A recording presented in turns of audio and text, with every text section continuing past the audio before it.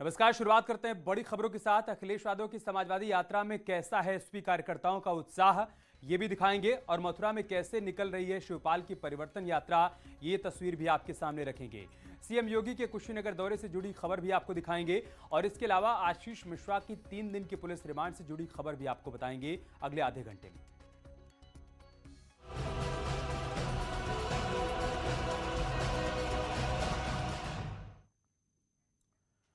2022 के विधानसभा चुनाव को लेकर समाजवादी पार्टी के अध्यक्ष अखिलेश यादव समाजवादी विजय यात्रा पर निकल चुके हैं।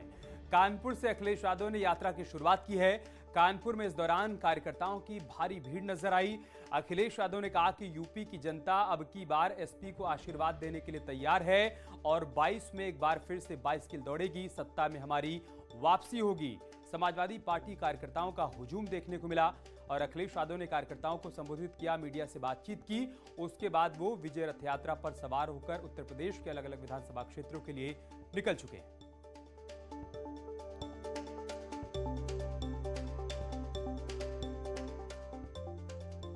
दो तस्वीरें हम आपको दिखा रहे हैं। अखिलेश यादव को देख पा रहे हैं आप, जो कि विजय रथ यात्रा की शुरुआत कर रहे हैं। कानपुर से विजय रथ रवाना हो चुका है। पहले दिन तकरीबन 100 किलोमीटर की दूरी तय की जाएगी।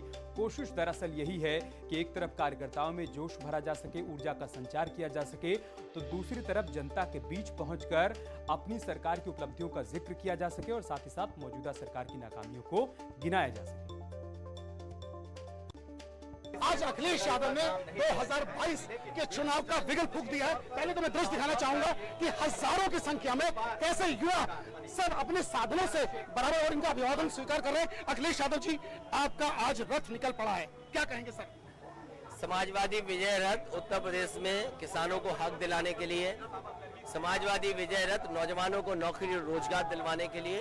उत्तर प्रदेश में जिस तरीके से महंगाई बढ़ी है, जिस तरीके से कारोबार ठप हुए हैं, आज हर वर्ग के लोग परेशान हैं। उत्तर प्रदेश में कल्याणकारी योजनाएं नहीं चल रही। उत्तर प्रदेश की जनता का सुख चैन छीन लिया। कानून व्यवस्था के सवाल पर आप देखिए क्या नहीं हो रहा, हत्याएं कहां नहीं हो रही। और इसी कानपुर में एक व्यापारी की जो गोरखपुर गया, उसकी हत्या हुई, आज तक उसको न्याय नहीं मिल पा रहा है। अभी सभी गिरफ्तार नहीं हुए। किस तरीके से लखीमपुर में एक गाड़ी ने और भारतीय जनता पार्टी के समर्थकों ने किस तरीके से किसानों को कुचल दिया। न केवल वहां किसान कुचले गए हैं, बल्कि कानून कुचलने की तैयारी थी, संविधान कुचलने की तैयारी है। इसलिए जनता भारतीय जनता पार्टी का सफाया करेगी। सर, आपको देखा देखी अब सारे छोटे बड़े दल लखीमपुर भाग रहे हैं, लखीमपुर से माइलेज लेना चाह रहे हैं, आप क्या कहेंगे सर? किसान के हक के लिए समाजवादी पार्टी लगातार लड़ती रहेगी। और मुझे याद है लखीमपुर में जिस समय घटना हुई, उसके तुरंत बाद मैंने जो उसका नेतृत्व कर रहे थे, जो उस आंदोलन को आगे ले जा रहे थे, बिल्कुल उससे बात की। और जो किसानों की मदद हो सकती है, हमारी पार्टी के संगठन के लोग गए और उनकी मदद करने का काम किया और लगातार किसानों की हम मदद करेंगे। सर, आप कानपुर आए, आपने मदद की, आप लखीमपुर गए, आपने मदद की। भाजपा कह रही मेरे चुनाव में 300+, कांग्रेस कर रही है 200+, सीटें 403 है, आप कितना प्लस बता रहे हो? भारतीय जनता पार्टी को उत्तर प्रदेश की जनता सफाया करेगी और हो सकता है कि उत्तर प्रदेश की जनता 400 सीटें जिता दे। सर, एक चीज, आपकी इस यात्रा को भी लोग कहते हैं लग्जरी यात्रा निकाली है, हाईटेक यात्रा, माइलेज गेन करने के लिए एसी बसों में घूम रहे हैं आप। मैं तो कहूंगा कि अपने जितने भी नेता हैं भारतीय जनता पार्टी के, कल से पैदल चलने लगे। पैदल क्यों नहीं चलते हैं? हम भी साइकिल से चलने लगेंगे। तो देखा आपने अखिलेश यादव, जिनका साफ कहना और मानना है कि भारतीय जनता पार्टी ने सिर्फ और सिर्फ बातें की हैं, वादे किए और कुछ नहीं किया। वही समाजवादियों ने हमेशा लोगों का दुख दर्द समझा है। और जहां तक रही सीटों की बात, तो मुंगेरी लाल के सपने देखना कोई बुरी बात नहीं। जर्नलिस्ट आशीष पांडे के साथ अमित गंजू, न्यूज़ 18 कानपुर। उधर शिवपाल यादव ने मथुरा से प्रगतिशील समाजवादी पार्टी के चुनावी अभियान का आगाज किया है। 27 नवंबर तक शिवपाल यादव प्रदेश भर में चुनावी यात्रा निकालेंगे। मथुरा में बांके बिहारी मंदिर में पूजा अर्चना करने के बाद यात्रा का आगाज किया। 27 नवंबर तक उत्तर प्रदेश के अलग अलग जिलों में उनकी यात्रा जाएगी। परिवर्तन लाने के लक्ष्य के तहत शिवपाल यादव इस यात्रा को लेकर निकल पड़े हैं मथुरा से। बांके बिहारी मंदिर में उन्होंने पूजा अर्चना की। और एक और तस्वीर हम आपको दिखा रहे हैं, कांग्रेस पार्टी के बड़े नेता आचार्य प्रमोद कृष्णम, जो कि शिवपाल यादव से मिले, उनके रथ पर सवार हुए और साथ ही साथ उनको गदा भी भेंट की है। और दूसरी तस्वीर देखिए आप, यही पीएसपीएल की परिवर्तन यात्रा है, जो कि निकल चुकी है मथुरा से और उसकी अगुवाई कर रहे हैं शिवपाल यादव।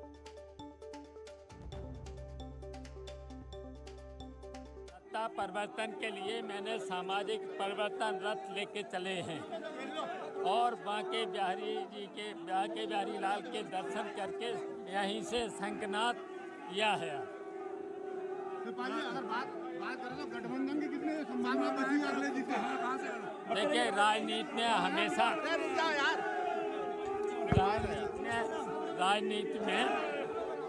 हमेशा संभावनाएं रहती हैं। इधर यूपी के कैबिनेट मंत्री सिद्धार्थनाथ सिंह ने एसपी अध्यक्ष अखिलेश यादव पर निशाना साधा है। सिद्धार्थनाथ सिंह ने कहा है कि अखिलेश यादव सपने देख रहे हैं। अखिलेश अपनी यात्रा में यूपी का विकास देखें। इसके साथ ही सिद्धार्थनाथ सिंह ने कहा कि चाचा जान अब्बा जान का हर्ष सब देख रहे हैं। लाल के हसीन सपने हैं अखिलेश जी के, 400 सीट पे वो सोच रहे हैं, वो चलने दीजिए। 2-2.5 महीने बाद वो असलियत आ जाएगी, दूध का दूध पानी का पानी हो जाएगा। अब एसी कमरे से निकल के वो एसी बस में यात्रा करने निकले हैं तो उनको मुबारक हो। मगर एक बात ज़रूर है, क्योंकि इनका एक तभी पीछे में भाषण थोड़ा सा सुना, उसमें उन्होंने कहा, शायद मथुरा के आसपास थे, कि यमुना बड़ी साफ़ है यहाँ पर, दिल्ली जाके गंदी हो जाती है और प्रयाग जाके फिर मगर प्रयागराज आ जाएं तो यमुना देख लें और गंगा जी को देख लें कितनी स्वच्छ है, वो भी आपको दिख जाएगा। तो इसी यात्रा के बहाने आपको दिखेगा कि उत्तर प्रदेश में जो आपको काम करना चाहिए था वो हम लोग ने करके दिखाया। पिताजी गायब हो गए, अब चाचा जी जो हैं वो अलग गायब हो गए, तो चाचा जान और अब्बा जान का उन्होंने क्या हर्ष किया है बेटे जान ने, वो आप लोगों के सामने।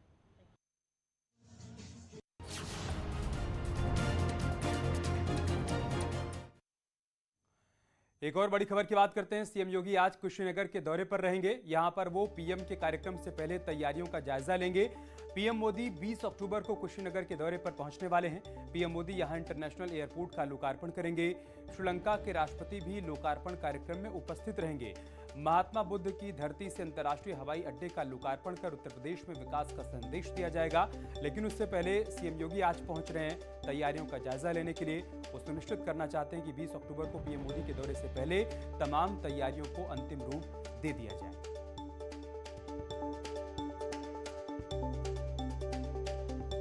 तो प्रधानमंत्री यहां पर अंतर्राष्ट्रीय हवाई अड्डे का लोकार्पण करेंगे। 20 अक्टूबर को पीएम मोदी कुशीनगर आएंगे। कुशीनगर इंटरनेशनल एयरपोर्ट का उस दिन उद्घाटन होना है। प्रधानमंत्री एयरपोर्ट का उद्घाटन करेंगे। सीएम आज यहां पर तैयारियों का जायजा लेने के लिए पहुंचने वाले हैं।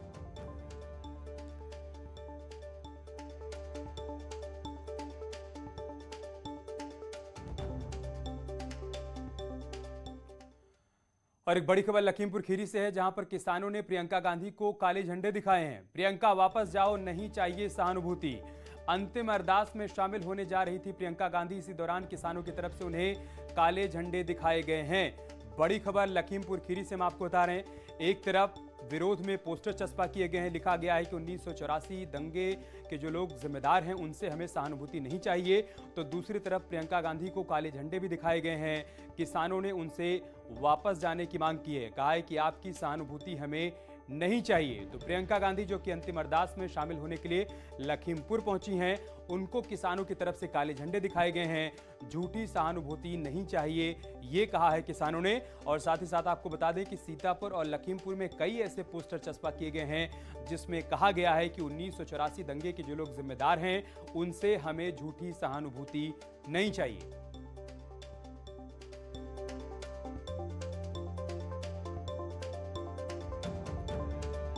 बड़ी खबर लखीमपुर खीरी से हम आपको बता रहे हैं। किसानों ने काले झंडे दिखाए हैं। प्रियंका गांधी को उनका विरोध किया है, उनसे वापस जाने के लिए कहा है। ये देखिए आप, यहाँ पर कई किसान सिख समुदाय के लोग ये हाथों में बैनर पोस्टर लेकर खड़े हैं और काला झंडा दिखा रहे हैं। प्रियंका गांधी को उनका विरोध कर रहे हैं और सीधे शब्दों में कह रहे हैं कि आपसे हमें झूठी सहानुभूति नहीं चाहिए। किसान आंदोलन में नेताओं की जगह नहीं है, ये भी इस पोस्टर में इन लोगों ने लिख रखा है। और आप देखिए यहाँ पर ये लोग हाथों में पोस्टर भी लिए हैं और इनके हाथ में आपको काला झंडा भी दिखाई पड़ रहा है। ये विरोध कर रहे हैं प्रियंका के यहाँ आने का। ये देखिए आप, हाथों में काला झंडा और ये झंडा दिखा रहे हैं, प्रियंका गांधी को कह रहे हैं कि आप यहाँ से वापस जाइए। हमें आपकी झूठी सहानुभूति नहीं चाहिए। और पहली तस्वीर हम आपको दिखा रहे हैं, 1984 के दंगों के जो लोग जिम्मेदार हैं उनसे हमें सहानुभूति नहीं चाहिए, किसानों को किसी प्रकार की कोई सहानुभूति नहीं चाहिए ऐसे लोगों से। ये ऐसे होर्डिंग्स सीतापुर और लखीमपुर में लगाए गए हैं। और जो दूसरी तस्वीर आप देख पा रहे हैं, देखिए कैसे काले झंडे लेकर सिख समुदाय के लोग, किसान यहाँ पर खड़े हुए हैं। इनका यह कहना है कि आपकी झूठी सहानुभूति हमें नहीं चाहिए। काले झंडे लहराते हुए इन्होंने प्रियंका के यहाँ आने का विरोध किया है। लखीमपुर में तिकुनिया में आज अंतिम अरदास दी जा रही है, श्रद्धांजलि अर्पित की जा रही है किसानों को। और उसी कार्यक्रम में शामिल होने के लिए प्रियंका गांधी लखीमपुर पहुंची हैं। लेकिन जब उनका काफिला इस सड़क से गुजर रहा था तब देखिए कैसे ये तमाम किसान जो कि यहाँ पर इकट्ठा हैं, उनके हाथों में काले झंडे हैं, वो उसे लहरा रहे हैं, दिखा रहे हैं और उनसे वापस चले जाने के लिए कह रहे हैं कि आपकी झूठी सहानुभूति हमें नहीं चाहिए।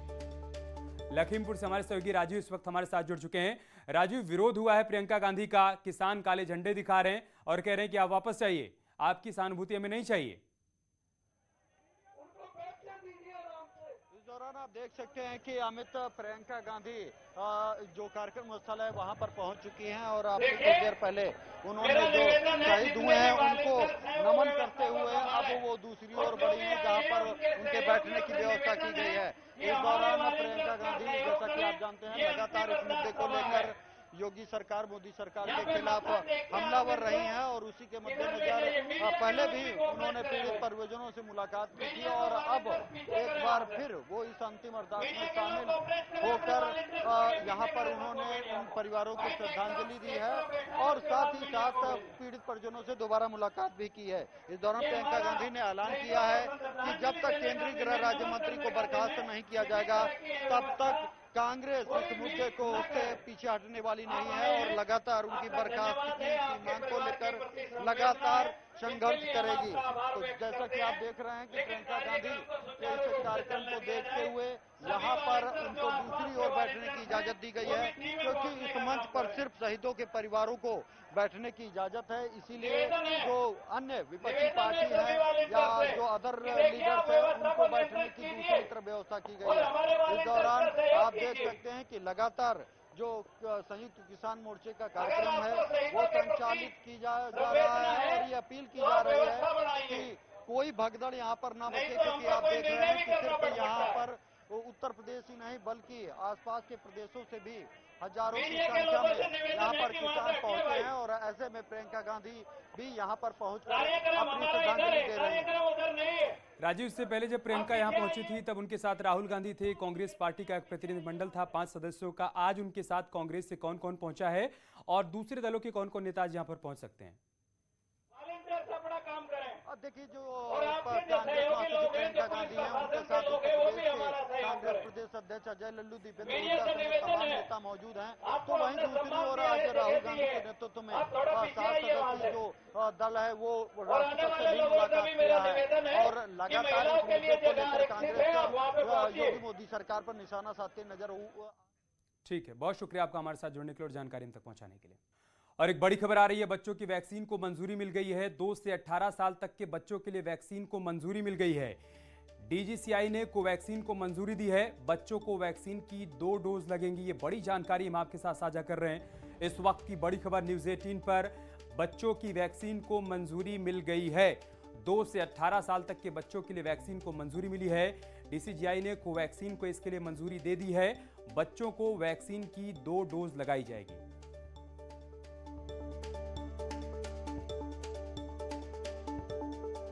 बताया जगदीश मेघवाल जी के विषय में, मृत हो गया जगदीश मेघवाल, उसके मृतक शरीर को फेंक दिया गया उसके घर के सामने, केस रजिस्टर नहीं हुआ। जो समस्त दलित परिवार हैं उस क्षेत्र के और पूरे राजस्थान के दलितों को प्रोटेस्ट में उतरना पड़ा कि जब तक कोई गिरफ्तारी नहीं होगी हम क्रिमेट नहीं करेंगे बॉडी को, हम अंतिम संस्कार नहीं करेंगे बॉडी, तब जाके एक आध कोई अरेस्ट हुआ। यह परिस्थिति आज राजस्थान में दलितों की है। योगेश जाटव, 19 वर्ष का यह बालक योगेश जाटव अलवर का है, राजस्थान के अलवर का है। क्या हुआ वहां पे? केवल उसके बाइक का शीशा जो है वो किसी के गाड़ी के साथ हल्के से छुआने से, लगने से, विशेष समुदाय के लोग, न्यूज़पेपर में लिखा है विशेष समुदाय के लोग, उन्होंने पीट पीट करके योगेश जाटव की हत्या कर दी।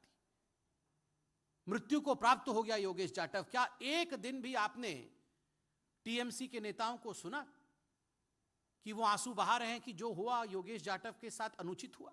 क्या एक दिन भी राहुल गांधी ने ट्वीट करके कहा कि democracy is finished in India, in Rajasthan democracy there is no place for Dalits? एक दिन भी राहुल गांधी ने कहा?